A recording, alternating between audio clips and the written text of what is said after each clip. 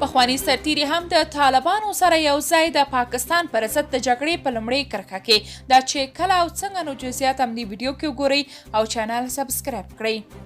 په داسې حال کې چې طالبان په لوړه او ټیټه کچه پخواني سرتیري غلامان ګڼي او په بېلابېلو پلمو نه غواړي چې هغوی ته په خپلو لیکو کې ځای ورکړي، خو همدا سرتیري و چې هم د پاکستان هر ډول تیري ته مخ ماتونکی ځواب ورکړی او اوس هم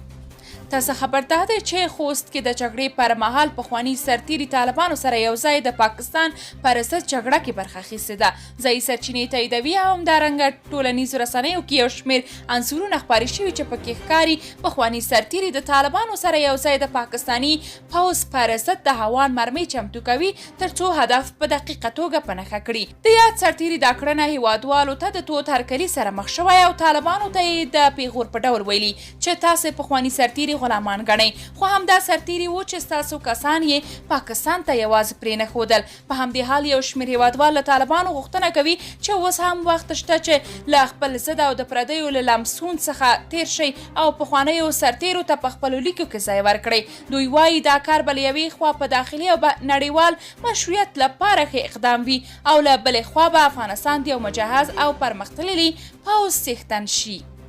درنو لیدونکو، تاسو که د دې موضوع په اړه کوم نظر لرئ کومنټ کې شریک او چینل سبسکرایب کړئ.